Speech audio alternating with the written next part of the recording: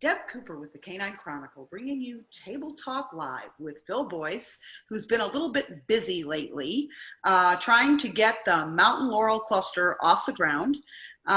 Phil, first of all, congratulations. Thank you very much. A job well done, because it's no small feat these days trying to get these shows to go on.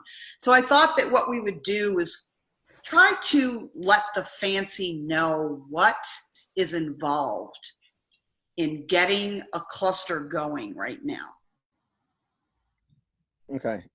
So the first thing I think, and probably the most important thing, is for a show chair, assistant show chair, whoever's going to take the reins for the club, is that they put their whole heart and soul into it. It's not a part-time job. It doesn't take a couple hours here and there.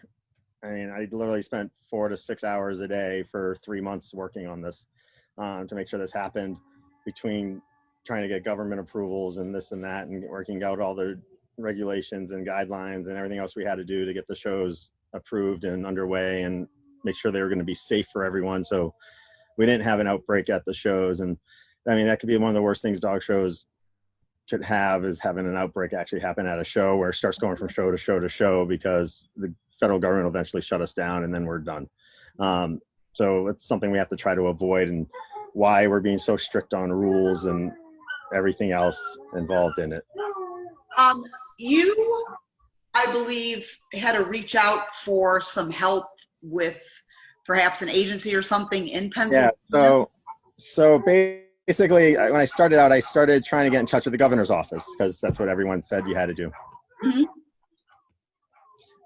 Dogs. And so it took about 2.5 weeks, 3 weeks into me trying to get to the governor's office, getting disconnected, getting left voicemails and never got returned, phone calls, busy, basically getting no one that was helpful or willing to even talk to you about what you wanted to do. It was getting frustrating. So I was driving one day and I'm like, okay, let me think of a different way to approach this. And I was sitting there thinking, and I was like, well, why don't I start at the county level? Because they already had the fairgrounds approval. I mean, so I think clubs in general need to go to their fairgrounds or their facility first and make sure they're okay with everything and work on them first. So once you have that, I was like, I couldn't get in touch with the governor's office, and I'm like, okay, what do I do?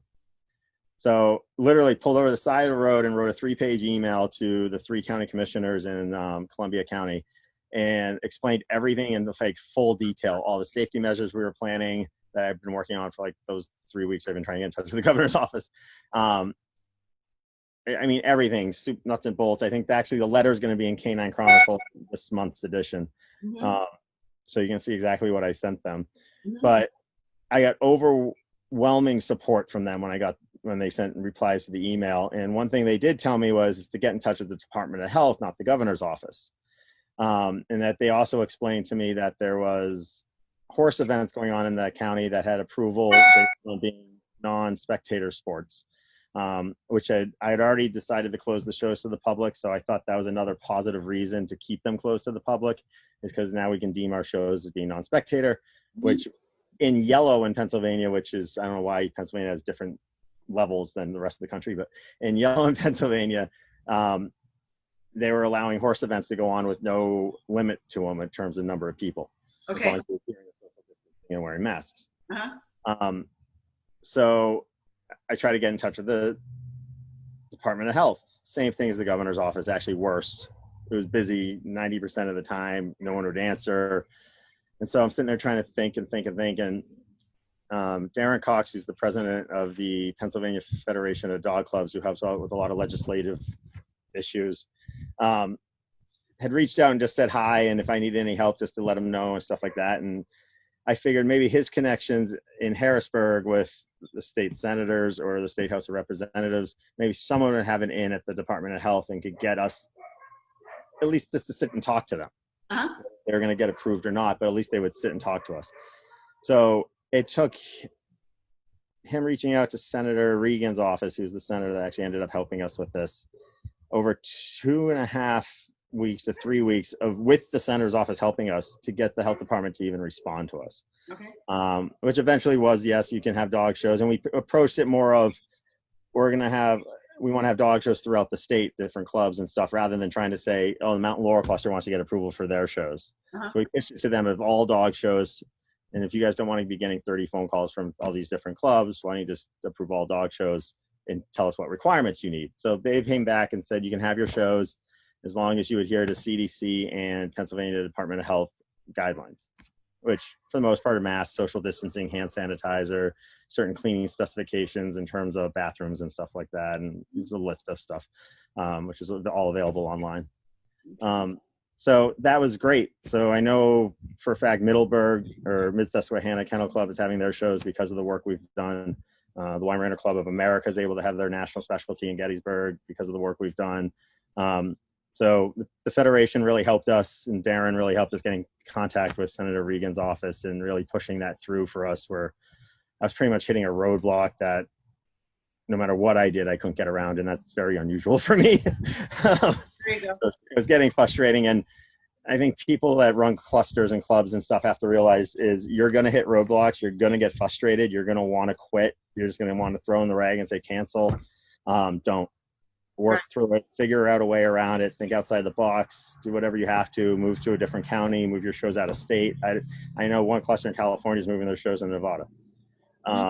So there's ways to do this. The AKC is being flexible in terms of some certain rules with regards to where you have to have your shows, and with judges and 200-mile rules and all that. So I think it's important that don't quit, ask for help, yourself, me.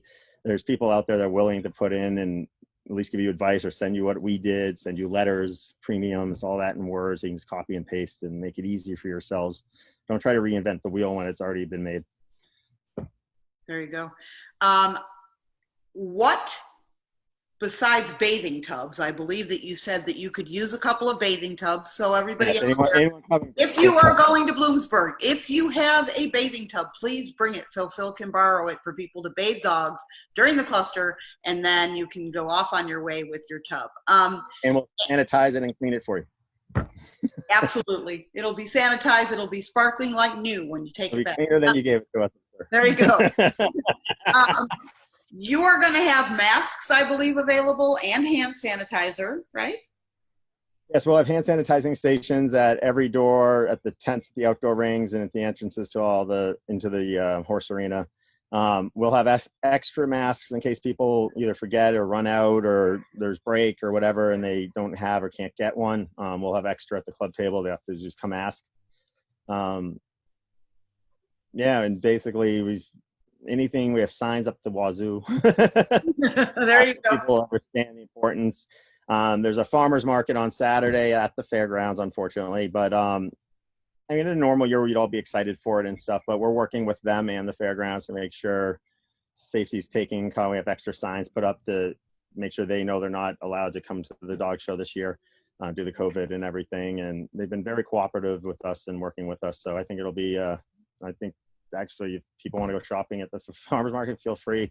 It'll be a great event. And I think they just had a monster truck event this past weekend, fully advertised on TV, ticket sales, everything. It was huge.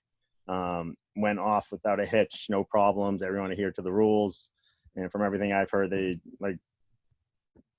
no state officials showed up. There's people from all over the country, including the 14 states, attending the event. So obviously there's no restrictions on people coming to Pennsylvania. So if you're entered, come. There you go. So you have no grooming allowed in buildings. So everybody needs to be prepared for that, correct? Yes, we call our show a vehicle side grooming show, VSG. Okay, there you go. And I think that, folks need to get used to it. I think you and I have chatted about the mask situation. Masks are going to be required outdoors at all times and indoors at all times. And at this point in time, they're recommended outdoors and not required outdoors. But so the Pennsylvania right now, masks are required outdoors when you cannot social distance. Mm-hmm. And so in terms of the way we decided that, and letting people watch rings and stuff as well, is that basically if you're in a ring, you have to have your mask on. That includes down and backs. That includes going around the ring. If you're not comfortable with a surgical mask or a KN95 or one of those, these are great. There's summer face masks. You can get them at Amazon, Google. I'm sure you can find them. Just Google summer face masks.